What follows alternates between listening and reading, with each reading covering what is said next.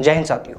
एक तरफ सेना भर्ती रैली और एग्जाम पर रोक के चलते युवा सरकार को घेरने की तैयारी कर रहे हैं और इसके लिए युवा दिल्ली पहुंचकर 5 अप्रैल से सेना भर्ती रैली से संबंधित मांगों को लेकर धरना प्रदर्शन शुरू करेंगे।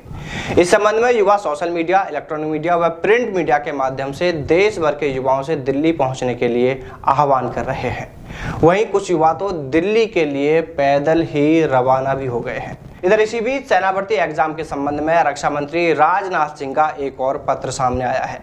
रक्षा मंत्री राजनाथ सिंह ने यह पत्र उत्तर प्रदेश के सीकरी फतेहपुर लोकसभा से सांसद राजकुमार चाहर को यह पत्र लिखा है और इस पत्र को फतेहपुर सीकरी सांसद चाहर ने भी अपने ट्विटर हैंडल से शेयर किया है, जिसमें चाहर ने अपने ट्विटर हैंडल पर इस पोस्ट को शेयर करते हुए लिखा है कि धन्यवाद माननीय रक्षा मंत्री राजनाथ सिंह जी, नौजवानों का सेना में भर्ती का सपना अब पूरा होगा।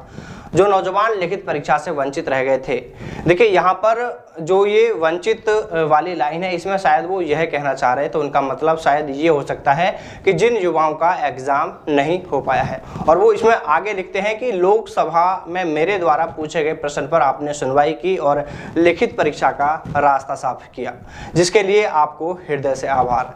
ये बात सांसद राजकुमार चाहर ने रक्षा मंत्री राजनाथ सिंह के पत्र के साथ अपने ट्विटर हैंडल से ट्वीट किया है। लेकिन जो बात सांसद ने ट्वीट करके लिखी है, वैसा इस पत्र में हमें कुछ दिखाई नहीं दिया। चलिए हम आपको पूरे पत्र के बारे में बताते हैं, आखिर पत्र में क्या कुछ कहा है रक्षा मंत्री राजनाथ सिंह ने। देखिए, पत्र में रक्षा मंत्री राजनाथ सिंह ने लिखा है कि शून्यकाल के दौरान सांसद चाहर द्वारा उठाए गए मामले, आगरा में हुई सेना भर्ती रैली की लिखित परीक्षा नहीं होने के संबंध में यह पत्र लिखा गया है। राजनाथ सिंह ने पत्र में आगे बताते हुए लिखा है कि जो मुद्दा शून्यकाल में उठाया गया था उसकी जांच कराई गई, जिसमें यह जानकारी मिली है कि कोरोना के कारण सेना भर्ती की तमाम प्रक्रियाओं पर अभी रोक लगाई हुई है।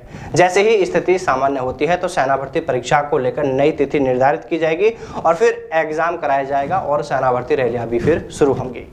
देखिए साथियों, सेना भर्ती की मांग आज पूरे देश में इन दिनों जोर शोर से उठ रही है, लेकिन सरकार इस संबंध में बार बार एक ही रटा रटाया जवाब दे रही है कि कोरोना के खतरे के चलते सेना भर्ती रैली और एग्जाम पर रोक है। जैसे ही हालात ठीक होते हैं तो भर्ती प्रक्रिया शुरू कर दी जाएगी। लेकिन हमारा सवाल सरकार से यह है कि आपको और कितने सामान्य हालात चाहिए? कोरोना को लेकर देश में कहां विस्फोट हो रहा है, कहां ब्लास्ट हो रहा है? अरे भाई, कहां पर इतना बड़ा खतरा दिख रहा है? और सेना भर्ती एग्जाम में तो सिर्फ 3500 से 4000 युवा ही शामिल होंगे। क्या इन युवाओं की परीक्षा के लिए भी इंतजाम नहीं कराए जा सकते? जब सरकार दूसरी भर्ती व दूसरी परीक्षाओं में बैठने वाले लाखों अभ्यर्थियों के बैठने का इंतजाम करा सकती है और उन लाखों युवाओं के परीक्षा में शामिल होने से कोरोना का खतरा भी नहीं होता है, तो फिर सेना भर्ती लिखित परीक्षा में ही खतरा कैसे हो जाता है? सेना भर्ती लिखित परीक्षा के लिए ही इंतजाम क्यों नहीं हो पा रहे? देखिए, या तो साफ साफ बता दीजिए कि एग्जाम को लेकर, भर्ती को लेकर आपका प्लान क्या है, कब तक कराना है एग्जाम, कब शुरू करानी है भर्ती। लेकिन कम से कम यूं झूठ बोलकर तो इन युवाओं को गुमराह ना करें। उन्हें सही जानकारी ही दे दी जाए तो वो कम से कम उसके अनुसार अपनी तैयारी करें। और अगर अभी परीक्षा व भर्ती में टाइम लगेगा तो वो कोई दूसरा काम धंधा देखें इतने समय के लिए, क्योंकि अगर सरकार की ओर से युवाओं को इस संबंध में सही जानकारी ही मिल जाती है तो युवा क्यों दिल्ली के लिए कूच करेंगे, क्यों दिल्ली जाएंगे और वो वहां जाकर क्यों इतनी परेशानी उठाएंगे। इसलिए हम सरकार से एक बार फिर निवेदन करते हैं, सरकार से हम एक बार फिर मांग करते हैं कि इन युवाओं की इन बड़ी समस्याओं पर गौर किया जाए।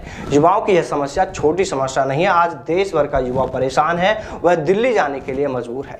इसलिए सरकार जल्द से जल्द सेना भर्ती रैली शुरू कराए और जल्द से जल्द एग्जाम कराए। तो चलिए साथियों, फिर मिलते हैं सेना भर्ती से जुड़ी किसी नई अपडेट के साथ। तब तक सावधान रहें, दलालों से दूर रहें, अपना और अपनों का ख्याल रखें। जय हिंद, जय भारत, वंदे मातरम।